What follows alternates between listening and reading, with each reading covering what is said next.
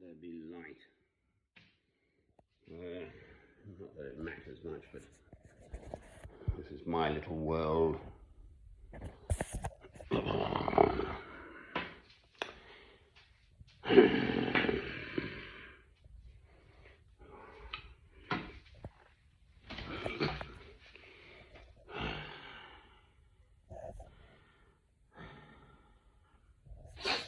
There is light here, the light of Christ shining in my little Christian place, because I'm here, because Christ is within me now, today, Sunday the 7th of March 2021, Hertfordshire, Hingerland, where hurricanes hardly ever happen. I think that's the trailer. Now,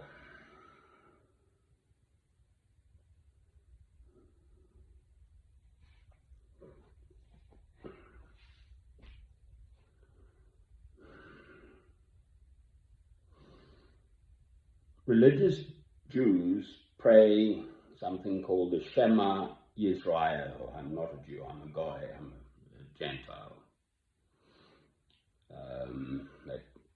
The little mezuzah, little scroll thing on a door in a religious Jewish house. Morning and evening. So they pray to God morning and evening, every day.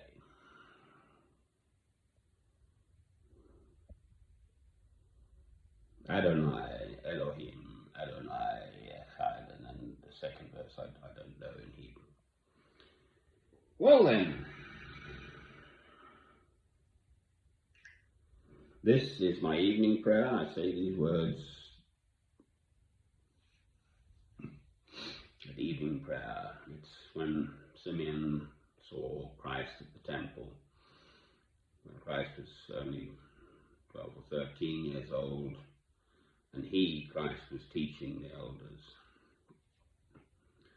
Lord, now lettest thou thy servant depart in peace, for mine eyes hath seen thy salvation, which you have prepared in the sight of all people, a light for revelation to the Gentiles, and for the glory of thy people, Israel. Amen.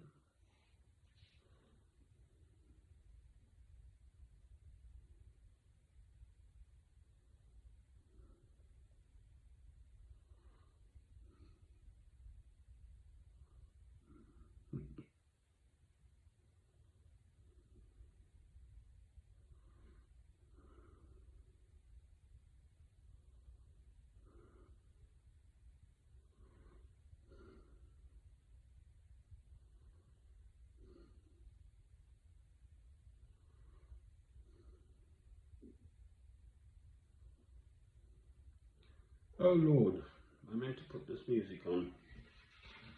Let's have it, come on. It's very beautiful. Oh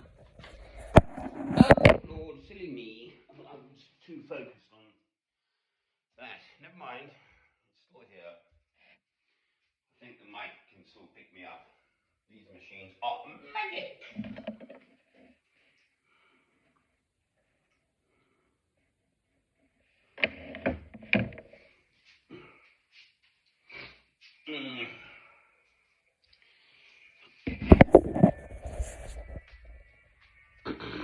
We're still in Lent. This is Handel's Messiah. It's from Isaiah chapter 53. I love music. Sung by, it's actually a countertenor. It's a longer version.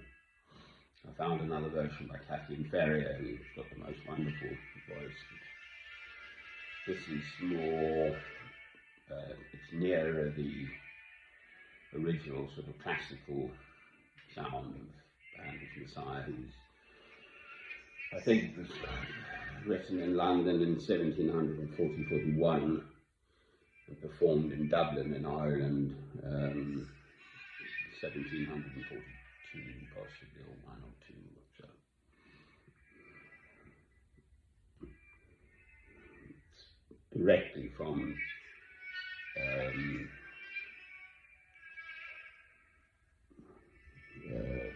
the Old Testament prophet Isaiah, chapter 53.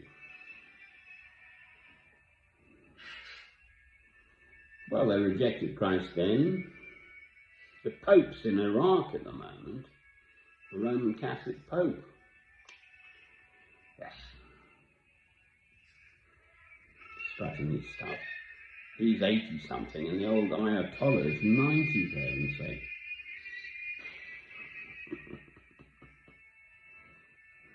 I've got nothing on them, they got bigger beards than me. Not the Pope, I mean the old Ayatollah. All in black he was. I saw him on the news. A Muslim Ayatollah, going to the site of Abraham's birth or something in Iraq. So Abraham, there are three Abrahamic faiths, so Jewish, Christian and Muslim, obviously. So old Popekins was has just been there on a goodwill mission. Well, there we are. How come 2,000 years later, with Christ in the world is still such a mess? That's a question to which I do not have a simple answer. It might be something to do with naughty, wicked human beings now. There's a thought. There's a big surprise.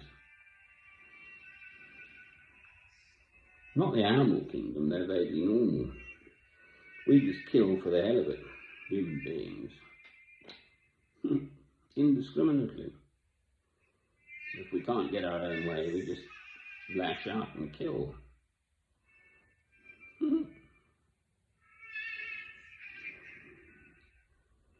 In God's name, that's the worst bit. Try me on the First and Second World Wars, for instance. World wars, those are. My own father fought from his Kingsland, so for the Royal Norfolks. I've got pictures of him in his Sam Brown belt and all the uniform and everything. First World War and the Somme and all of that.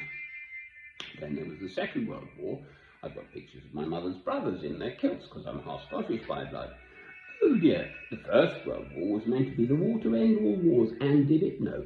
Who manufactures and sells the most weapons of mass destruction in the world? America. I don't know what the exact order is, but then it's Russia, China, Canada, France, Britain, etc. British Aerospace. If we sell people arms to the Saudis, for instance, we just cut our foreign aid budget to Yemen, we, Britain, my country, England, in half, or whatever. Brilliant. Yeah, but we're still selling the arms to Saudi Arabia, all the better to kill them more effectively. This is the world in which I live. I am not quite as stupid as I look. I do sort of just about try and keep on top of the world as it is, not as I might like it to be as a Christian. So it's a mess. It's always been a mess, and it continues to be a mess. I've managed not to mention the C word. That's not cancer, that's coronavirus. Good. I think it's brilliant. And it's not the first virus. I mean, it may be the first biggie pandemic. I watched this up a town called Ischgl, where I go skiing in Austria. People were piling into bars and coughing and spluttering all over each other, and then flying all around the world. I've got a picture of it. There was a very good report on the BBC I saw. Look at the figures. The UK is almost at the top of the list of the worst deaths per million in the world. The disunited kingdom. Oh, did I say disunited? Try Alex Hammond and the fishy girl, Sturgeon, current leader of the SNP. Knives are out there, that's for sure. Oh Lord. Anyway, I try to sort of end on happy thoughts, and absolutely the best happy thought is that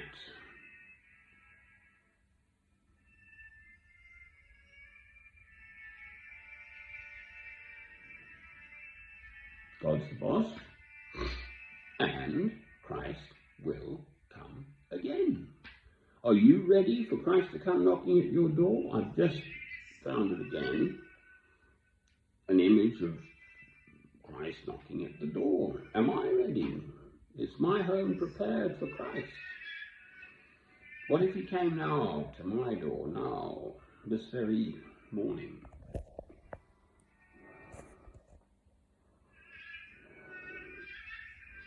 Would I invite him in? What if he looked a bit raggedy and tired? It's an ancient tradition, is to invite in the stranger. Jewish custom is to always have set in the family table, but there's always a place set for the unknown stranger, just in case. Just to remind everyone,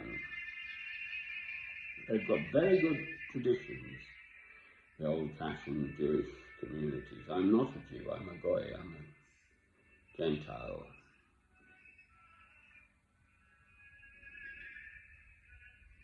Those words, say it, Lord, now lettest thou thy servant depart in peace, for mine eyes have seen thy salvation, which you have prepared in the sight of all people, a light for revelation to the Gentiles, and for the glory of thy people, Israel.